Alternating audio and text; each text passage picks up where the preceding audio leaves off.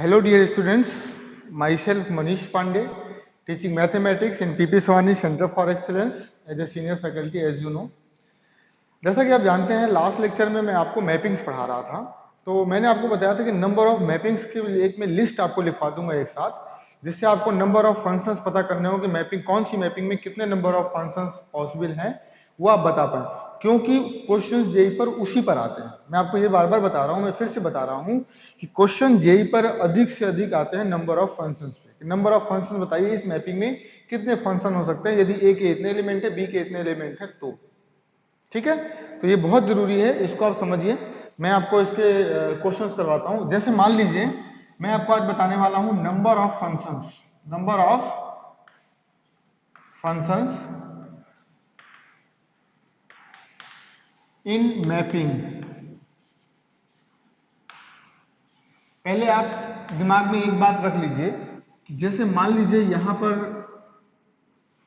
लिखा हुआ है A1 A2 A3 up to ए की पावर एन तक, तो कितने एलिमेंट हो गए 1 2 3 अप टू एन एलिमेंट यहां पर है।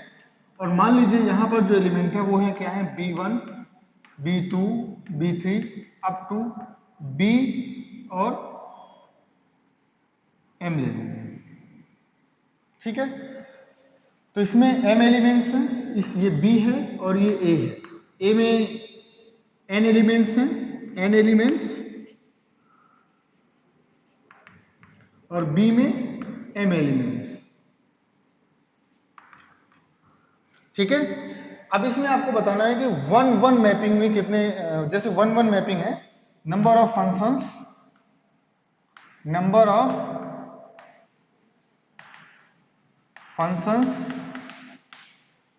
इन 1-1 मैपिंग पहले मैं आपको बताता हूं टोटल नंबर ऑफ फंक्शंस कितने हो सकते हैं। टोटल नंबर ऑफ फंक्शंस कितने हो सकते हैं वो मैंने आपको बताया है लास्ट लेक्चर में। टोटल नंबर ऑफ फंक्शंस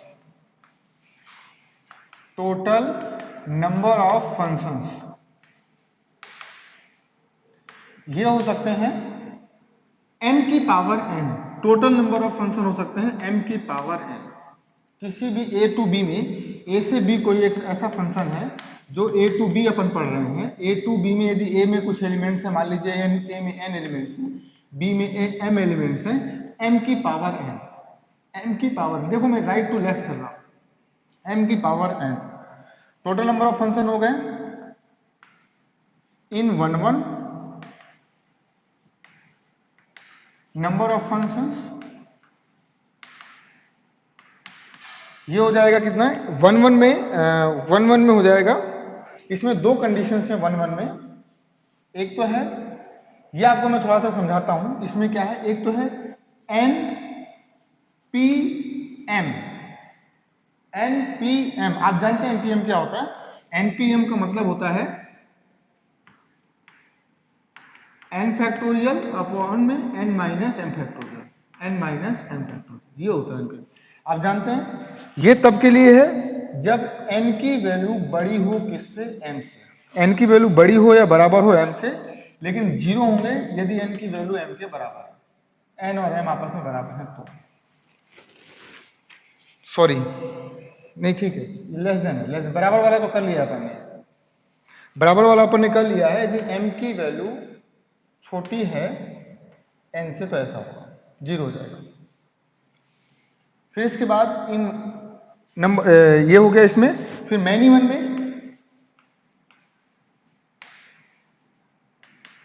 में नंबर ऑफ फंक्शंस कितने होंगे?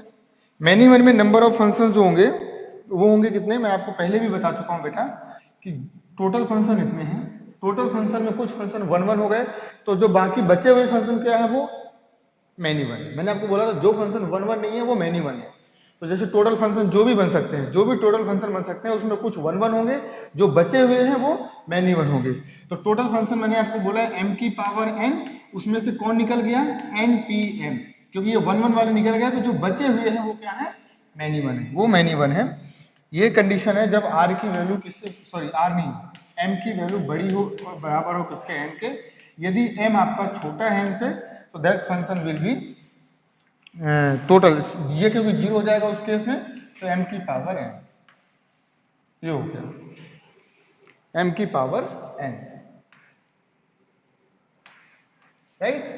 तो ये आप लिख लीजिए अच्छे से, ये बहुत आसान है। इसके बाद total number of constant function क्या होते हैं, मैं आपको अलग से इसलिए पढ़ा रहा हूँ, ये अलग से इसलिए लिखा रहा हूँ जिससे आप ये लिस्ट जो मैंने लिस्ट बनवा रहा हूँ अलग से, ये आप कहीं पर बहुत अच्छे से संभाल के रख लें और बहुत अच्छे से याद कर लें।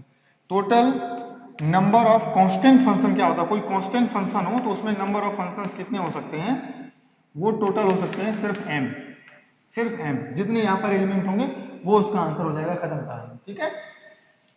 इसके बाद number of onto function, first, second, third, fourth, fifth,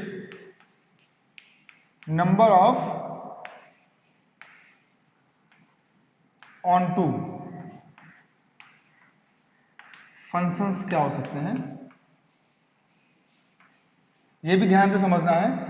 जो भी टोटल फंक्शन है m की पावर n, जो भी टोटल फंक्शन है उसमें से आपको माइनस करना है MC1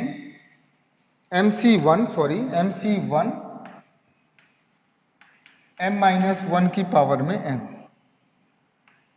प्लस करना है MC2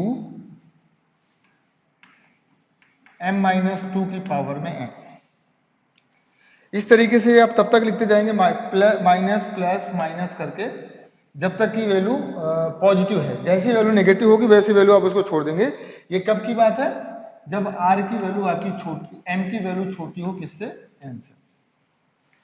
इसके अलावा इसका आंसर हो सकता है m फैक्टोरियल, जब आपका आंसर हो r की वैल्यू किसके बराबर, m की वैल्यू किसके बराबर हो, बार बार मेरे को r आ रहा है यार, m बराबर n को हो। और फंक्शन जीरो हो सकते हैं जब m की वैल्यू बड़ी हो किससे, n से। m की वैल्यू ये ज्यादा बड़ी हो, इसमें ज्यादा नंबर्स लिखे हो और इसमें कम वैल्यू लिखी हो, तो आंसर क्या हो जाएगा, जीरो। ये टेबल आप बना लीजिए। इस टेबल के बाद ऑन टू फंक्शन के बाद इनटू फंक्शन आता है, तो मैं इनटू फंक्शन भी आपको बता देता हूँ कि इनटू फंक्शन कितने होते हैं। ये बहुत इंपॉर्टेंट टेबल है, ये टेबल आप जरूर बना लीजिएगा बेटा। ये टेबल आपको बेहद इंपॉर्टेंट टेबल है, इसको आप रफ कर लीजिए। ये मैं आपको समझा रहा था, ये टेबल है। और ये तो माइनस माइनस करते हैं, डैश डैश लिख लीजिए, डैश डैश डैश, आगे ये बढ़ता जाएगा, राइट। तो ये टेबल बना लीजिए, वीडियो पॉज करिए और इसको लिख लीजिए। इसके बाद मैं आपको आगे बताता हूँ, आगे इनटू फंक्शंस कितने हो सकते हैं वो मैं आपको बताता हूँ। ये आपने लिख लिया होगा मेरे ख्याल से, नंबर ऑफ इनटू फंक्शंस कितने होंगे, और नंबर ऑफ फिर बाइजेक्टिव फंक्शंस कितने होंगे, नंबर ऑफ बाइजेक्टिव फंक्शंस।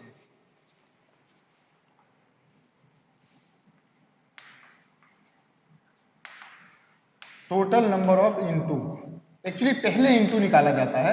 जैसे देखिए इसमें मैंने टोटल फंक्शन में से ये वाले माइनस कर दिए, तो मैंने क्या माइनस किया था,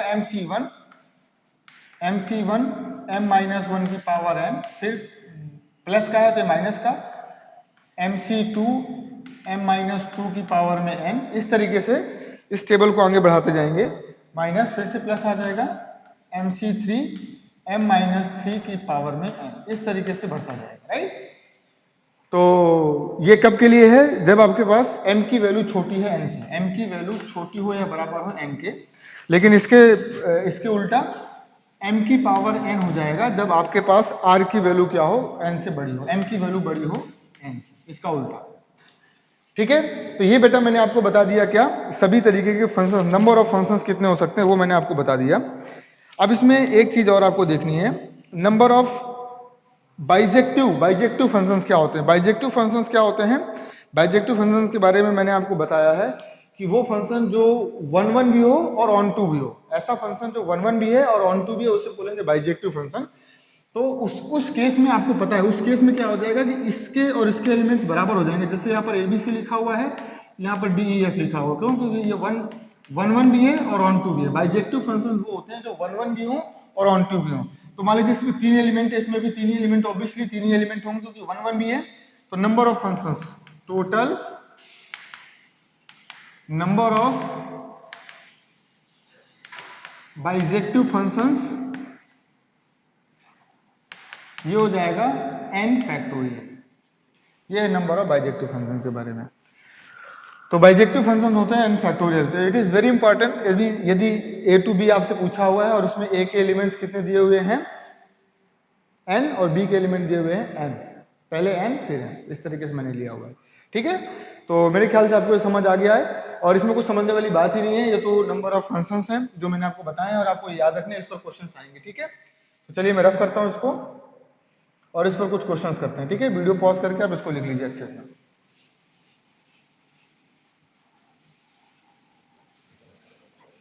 वेरी इजी टॉपिक है ये, सिर्फ नंबर ऑफ फंक्शंस इसमें पूछे जाते हैं, तो वो मैंने आपको बता दिया है नंबर ऑफ फंक्शंस के बारे में। अब इसके कुछ क्वेश्चंस मैं चाहता हूं कि आप लोग कर लें। जैसे इसमें दिया हुआ है if x is equal to, question है if x is equal to 1 2 3 4 5, 1 2 3 4 5, right, and y is equal to a b c d e f, a b c d e f लिखा हुआ है, and f is such that x to y, देखो मैंने बोला था x to y मैंने आपको पढ़ाया था a to b, then find the total number of, then find the total number of. अब इसमें बहुत सारे क्वेश्चन पूछे हुए हैं फंक्शंस। पहला पूछा हुआ है कि टोटल फंक्शन बताइए, फिर दूसरा पार्ट पूछा हुआ है 1 to 1 बताइए, 1 1 फंक्शन बताइए, ये पूछा हुआ है। तीसरा पूछा हुआ है मैनी वन बताइए, चलिए मैनी वन भी बता देंगे। चौथा पूछा हुआ है कांस्टेंट फंक्शन भी बताइए, वेरी गुड, कांस्टेंट फंक्शन क्या होंगे वो भी बताइए। आगे पूछा हुआ है ऑन टू फंक्शंस कितने होंगे वो भी बताइए, और एक और पूछा है इनटू बताइए। सब कुछ पूछ लिया इन्होंने, इनटू फंक्शन बताइए, सारे फंक्शन इन्होंने पूछ लिए हैं। तो ऑब्वियसली टोटल नंबर ऑफ, देखिए अब इसमें नंबर ऑफ एक्स कितना हो गया, ये हो गया m की वैल्यू हमने जो पूछी, m की वैल्यू जो बताई थी पहले, सॉरी n की वैल्यू जो ली थी, n की वैल्यू आ गई अपने पास 1 2 3 4 5 5। नंबर ऑफ y को हमने m माना था, है ना, दूसरे वाले बॉक्स को हमने m माना था, राइट, ये हो गया m में दिया हुआ है 6, 1 2 3 4 5 6। तो टोटल नंबर ऑफ फंक्शन, पहला आंसर है टोटल नंबर ऑफ फंक्शन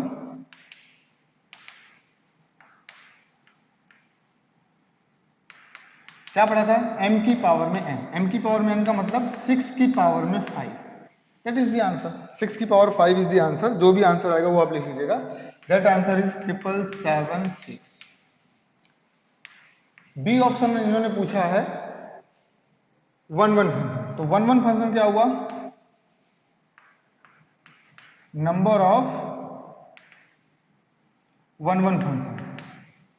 अब मैं फंक्शन को शॉर्ट में लिख देता हूं, तो नंबर ऑफ 1 1 फंक्शन क्या होता है, आपने पढ़ा था M P N, M P N का मतलब हुआ 6 पी 5, 6 पी 5 का मतलब 6 फैक्टोरियल अपॉन में 6 माइनस 5 फैक्टोरियल, तो ये 1 आ जाएगा, तो answer is 6 factorial. Answer is 6 factorial, 6 factorial is what 720, आप जानते हैं, ठीक। इसके बाद सी ऑप्शन पूछा है मैनी वन, तो मैनी वन में क्या करेंगे, टोटल में से इसको उड़ा देंगे, मैनी वन में क्या हो जाएगा 7 7 7 6 में से 720 उड़ा दीजिए। मैंने बोला था कि टोटल में से 1 1 को उड़ा देंगे तो मैनी वन आ जाएगा, टोटल में से 1 1 को उड़ा देंगे तो मैनी वन आ जाएगा, तो ये हो गया बेटा 6, और 7 में से 2 गया 5, 7 में से 7 गया 0, और 7 में से कुछ नहीं जाएगा तो 7, 7056 is the answer, yes exactly 76 is the answer, right. फिर डी ऑप्शन क्या है, कांस्टेंट फंक्शन,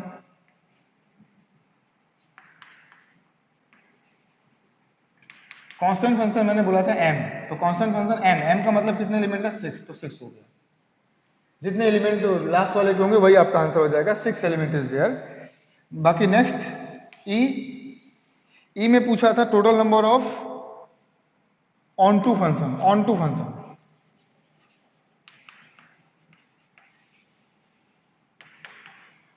फंक्शन में मैंने आपको जो पढ़ाया था, ऑन टू फंक्शन में मैंने बताया था कि एम और एन की वैल्यू पर डिसाइड करेंगे कि एम और एन की वैल्यू क्या है।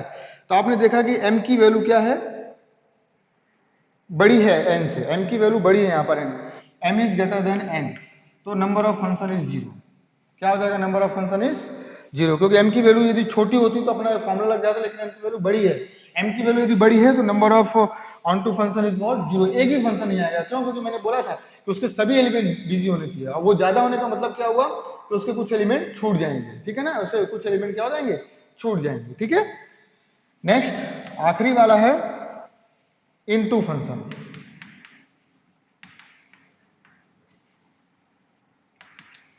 इनटू फंक्शन, अब इनटू फंक्शन में मैंने आपको बताया था टोटल फंक्शन यानी m की power n minus onto वाले, माइनस ऑन टू, तो ये तो है 6 की पावर 5 और ऑन टू में कितना आया है, 0, तो आंसर इज 6 की पावर 5। ये आपका आखिरी वाला। देखो बहुत क्लियर है, आपने टोटल फंक्शन में से वन वन टोटल फंक्शन है, टोटल फंक्शन में से जो वन वन है वो वन वन है, जो बचेंगे वो क्या बचा कहलाएंगे, मैनी वन। लेकिन जो फंक्शंस हैं, अब कोई फंक्शन मान लीजिए ऑन टू के बारे में बात कर रहे हैं, टोटल फंक्शन जो भी है उसमें से कुछ फंक्शन ऑन टू हैं, तो जो बचे हुए हैं वो क्या हो जाएंगे, इन टू हो जाएंगे, ठीक है, लेकिन उस फंक्शन की कैटेगरी में आनी चाहिए, ठीक है। तो ये बहुत ध्यान से समझना है, जो टोटल फंक्शन है, टोटल में से जो ऑन टू होंगे वो ऑन टू होंगे, टोटल में से ऑन टू को माइनस कर देंगे तो क्या बचेंगे, हमेशा इन टू बचेंगे, लेकिन टोटल फंक्शन में से यदि वन वन माइनस कर देंगे तो जो बचेंगे फंक्शन वो क्या कहलाएंगे, मैनी वन कहलाएंगे। तो ये आपको दिमाग में रखना है, राइट, तो इट इज वेरी इंपॉर्टेंट, जो आपको समझना है, और ये मैंने आपको क्वेश्चन आपकी अंडरस्टैंडिंग बढ़ाने के लिए करवा दिया है, जिससे आपको क्वेश्चन करने में कोई प्रॉब्लम ना हो। अब इसके बाद मैं आपको जो नेक्स्ट क्लास में कराऊंगा, इस क्लास में तो नहीं करा रहा हूँ, नेक्स्ट क्लास में जो मैं आपको कराने वाला हूँ वो दो से तीन बातें मैं आपको कराने वाला हूँ, वो आप जरा ध्यान में रखिएगा। मैं कौन कौन सी बातें उसमें कराऊंगा, एक तो मैं आपको इनवर्स फंक्शन के बारे में बताऊंगा कि इनवर्स फंक्शन क्या होता है और इनवर्स फंक्शन कैसे निकालते हैं वो बताऊंगा। दूसरी बात मैं आपको उसमें फंक्शनल इक्वेशंस हैं, फंक्शनल इक्वेशन के बारे में बताऊंगा। तीसरा मैं आपको कंपोजिट फंक्शन बताऊंगा। इतना बताने के बाद हमारा ये फंक्शन चैप्टर खत्म हो जाएगा, ठीक है। तो आइए मिलते हैं नेक्स्ट क्लास में, और नेक्स्ट क्लास में डिस्कस करते हैं आगे की बातें, ठीक है। तब तक आप अपना ध्यान रखिए, टेक केयर, खुश रहिए।